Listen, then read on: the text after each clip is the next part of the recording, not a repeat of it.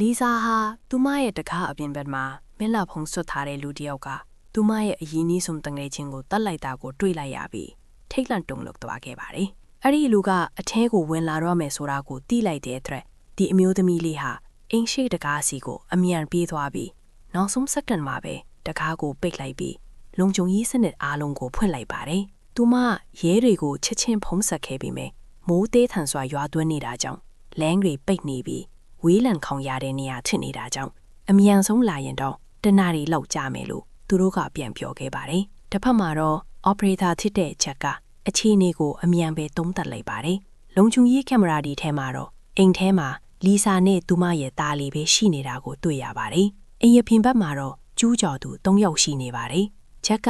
သူတို့ကိုပုံးစရာနေရာတစ်ခုချက်ချင်းရှာဖို့ပြောလိုက်ပါတယ်။နောက်တစ်စက္ကန့်မှာပဲတကားမှာဘုံတစ်လုံးကိုလာတက်သွားပါတယ်။ပောက်ခွဲတန်ကနားခွဲမတက်ပြင်းထန်လွန်းတာကြောင့်လီဆာတယောက်ကျမ်းပြေပေါ်ကိုလွင့်စင်သွားခဲ့ပါတယ်။သူမနားကိုအုပ်ထားရင်းနဲ့သားလေးကိုဆွဲခေါ်ပြီးထွက်ပြေးခဲ့ပါတယ်။ကျူးကျော်သူတွေကတော့အိမ်ထဲကိုရောက်နေပါပြီ။ချက်က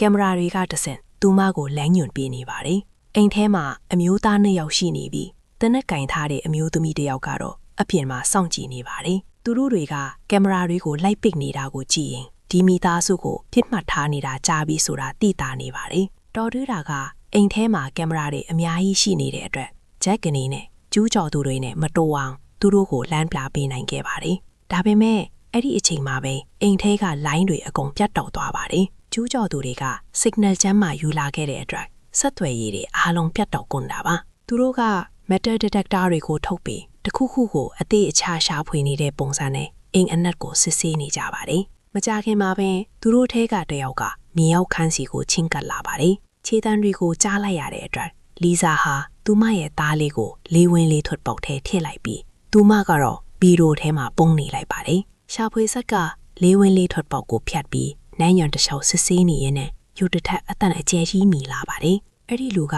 ပစွင်းတလက်ကိုထုတ်ပြီးနန်းရံကိုခုတ်ချလိုက်ပါတယ်။နန်းရံထဲမှာတော့တမနီတိုင်းနှစ်တိုင်းကိုသူတွေ့လိုက်ရပါတယ်။အဲ့ဒီတိုင်းတွေကအပေါ်ကိုတက်သွားတာပါ။ကျူးကျော်သူကအဲ့ဒီတိုင်းတွေနောက်ကိုလိုက်သွားပါတယ်။သူကစက်ခလုတ်တစ်ခုကိုနှိပ်လိုက်တဲ့အခါမှာခွတ်ထားတဲ့တခါတစ်ခုကဖြည်းဖြည်းချင်းပွင့်လာပါတယ်။ safe တစ်လုံးရှိနေတာကိုတွေ့လိုက်ရပါတယ်။ဒါဟာအရာအားလုံးကိုအတိပြုပေးလိုက်တာပါပဲ။သူတို့ရဲ့တကယ်ပင်မတ်ကအဲ့ဒီလုံခြုံရေးထေတာထဲမှာရှိနေတဲ့အရာတစ်ခုခုဖြစ်နေတာပါပဲ။